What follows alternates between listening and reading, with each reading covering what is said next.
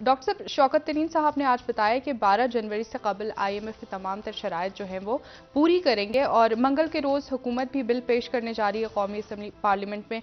ये बिल्स क्या हुकूमत मंजूर कर पाएगी? चूंकि अपोजिशन का भी एक प्रेशर है, क्या आप समझते हैं कि कामयाब हो पाएगी इस बार भी हुकूमत? देखें, बड़ा पहले तो ये जो मुख्तलिफ बयानात वगैरह आ रहे हैं, और ये बयानात जो है बाज़ दफ़ा सुन के तो मुझे तो थोड़ा सा मैं तो समझ नहीं पाता इस किस्म की पेचीदा किस्म की जो बातें हैं। और उसमें ये है कि जैसे वज़ीर आज़म साहब ने कहा, वो तो बात समझ में आ गई कि उन्होंने कहा कि जी वो मियां नवाज शरीफ साहब को वापस लाने की कोशिश हो रही है। जी। और यकीनन कोशिश हो रही है, वो तो हम काफ़ी अर्सा पहले कह चुके हैं। लेकिन ज़ाहिर है कि वज़ीर आज़म साहब ने हमारी बात सुन के तो नहीं कहा। वज़ीर आज़म साहब ने तो परसों ही बात की, 2 रोज़ पहले। तो मैंने वही बात फिर पूछी कि ये बात किसने वज़ीर आज़म साहब को बताई है। तो खैर वो इतला मिल गई कि एक इंतहाई अहम शख्सियत ने वज़ीर आज़म साहब को, नाम ना पूछे, बस एक अहम शख्सियत, जो मुल्क में जो अहम शख्सियात में से एक शख्सियत ने वज़ीर आज़म साहब को बताया सही। कि ऐसा है कि नवाज शरीफ साहब को वापस लाने की कोशिश हो रही है। अच्छा, उसके बाद फिर सवाल ये है कि ये फिर सवाल से सवाल निकलते हैं ना, कि जब वज़ीर आज़म साहब को ये बताया गया कि मियां नवाज शरीफ साहब को वापस लाने की और सज़ा ख़त्म करवाने की कोशिश हो रही है, तो फिर वज़ीर आज़म का क्या जवाब था? वज़ीर आज़म ने आगे से कैसे रिस्पॉन्ड, कोई जवाब तो दिया होगा ना वज़ीर आज़म। उन्होंने कहकर कहा कि PM साहब, ये जो है आप हमको बता रहे हैं कि नवाज शरीफ साहब की सज़ा ख़त्म हो रही है, ये करवाने की कोशिश हो रही है, और उनको जो है वो वापस लाने की बातचीत चल रही है। तो फिर वज़ीर आज़म साहब ने आगे से क्या कहा, उसको भी छोड़ देते हैं सवाल।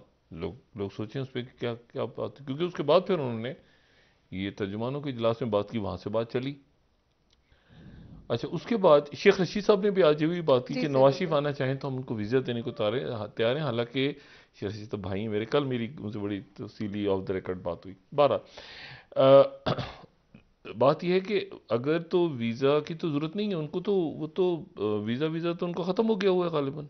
तो जी। उनको तो लेकर आना था हुकूमत ने, तो वीज़ा देकर कैसे लाया जाएगा उनको? हाँ। तो उनका तो पासपोर्ट भी ख़त्म हो गया, पता नहीं क्या हो गया हुआ है। बहरहाल, तो अब यानी कि वो अपनी मर्जी से यानी जब आना चाहेंगे, तो ये शेख साहब ने इस तरह से मैसेज दिया जो मुझे लगा कि भैया जब भी आना चाहें तो हम उनको वीज़ा दे देंगे। तो ये तो कोई इशू नहीं था। इशू तो ये था कि उनको वापस लाना है। लाना था, हम्म। उनको लाना था। ठीक है, या तो जाने नहीं देना था। वो क्या था, पकड़ो मत जाने दो, या पकड़ो मत जाने, ऐसे कुछ था, ऐसे बच्चे करते थे आपस में। अच्छा, तो बात यह है कि उनको तो लाना था। हम्म। तो अब ये हो रहा है कि वो जब आना चाहें तो हम उनको वीज़ा दे देंगे और पासपोर्ट भी दे देंगे। अब ये कितनी ज़बरदस्त सहूलत है, जब भी आना चाहें। तो ये तो कमाल हो गया मियाँ टिकट भी साहब की। देंगे डॉक्टर हाँ, साहब, शेख टिकट भी रशीद देंगे, साहब। हाँ, होटल का स्टे भी देंगे, शायद पता नहीं क्या कुछ देंगे। हम्म।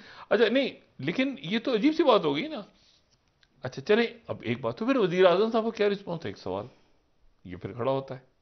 जवाब मेरे पास है, लेकिन मैं सोचने के लिए छोड़ देते हैं ना लोगों पे। हो सकता है मतलब मेरे पास जो बात पहुंची वो गलत हो। फिर उसमें एक दो बातें और बड़ी आम है। वो ये है कि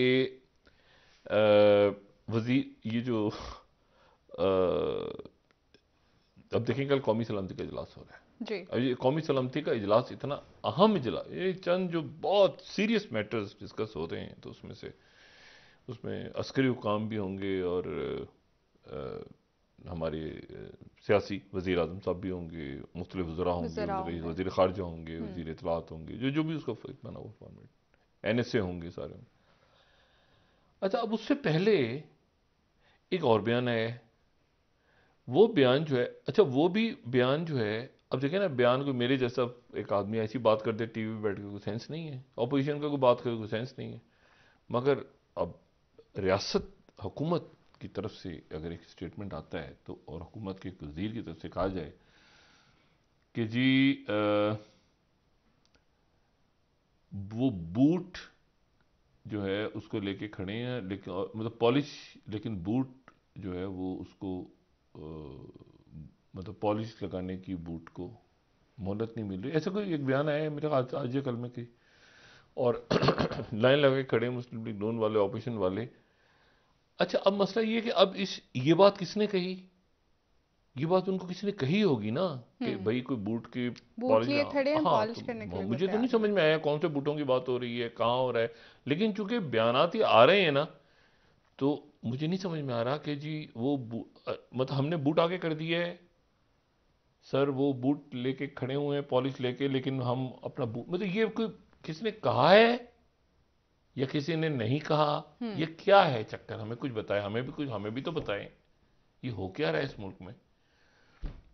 तो वो, अब साथ ही कौमी सलामती के इजलास पे सीरियस इश्यूज हो रहे हैं, साथ ये बूट पॉलिश लाइन आगे पीछे, ये क्या है?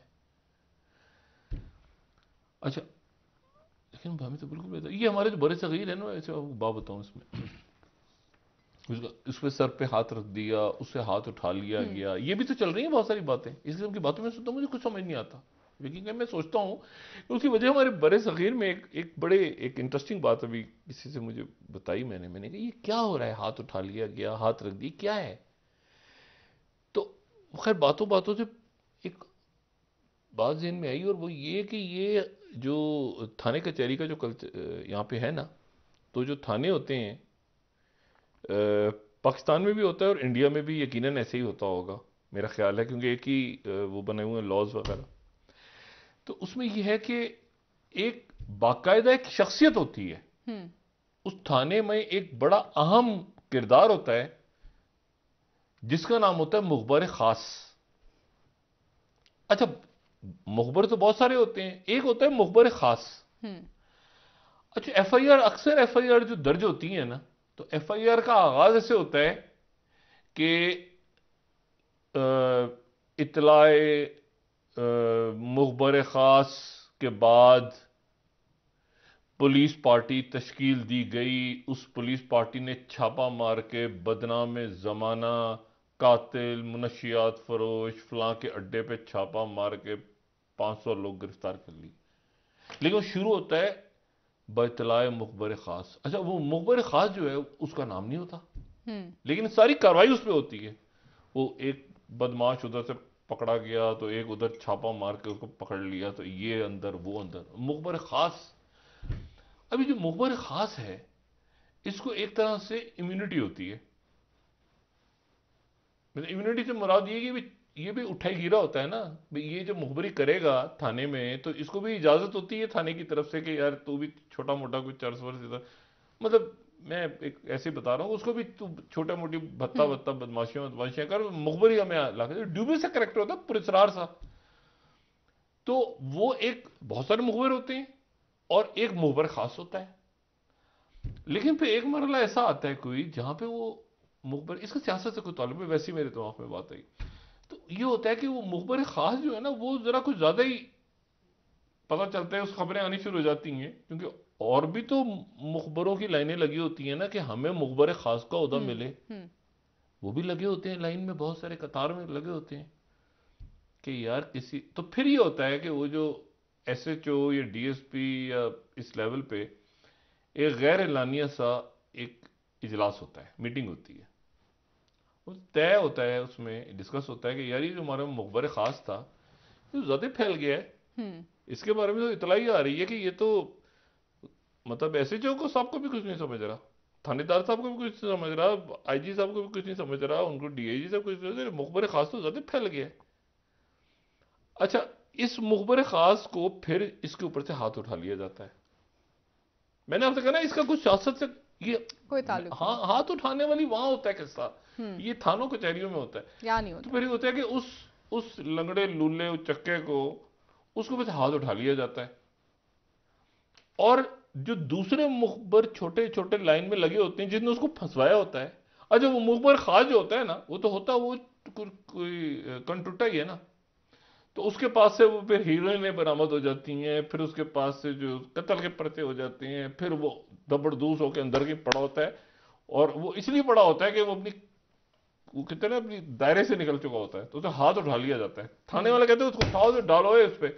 अच्छा, नीचे से जो है ना, वो कोई फिर एलिवेट हो जाता है मुखबर खास के लेवल पे, तो प्रमोशन हो जाती है। प्रमोशन हो जाती है ना। छोटा कोई नन्ना जो कंटुट्टा है वो एक मेगा कंटुट्टे की शक्ल में फिर आके वो पे मुखबर खास का एक संभालता है, वो फिर सारा काम शाम इलाके का, ये होता है।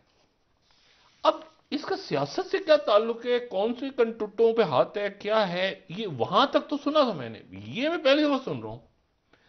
तो अब उम्मीद है कि इसके ऊपर जो है कुछ वजाहत वगैरह आएगी। मुझे तो नहीं समझ में आ रहा कि हाथ उठा लिया गया, बूट आगे कर दिया गया। हमें तो भी सीधी सीधी सियासत की बात हम कर सकते हैं, और वो बात हम कर रहे हैं, तो उसको कर लेते हैं बात। वो अब सियासत पे आ जाते हैं, वो जैसे आपने बात की, तो हाथ रख दिया, हाथ उठा लिया, ये तो थानों में कंटुट्टे कर, ये लफंगे लुच्चे जेब कतरे मवाली चर्ची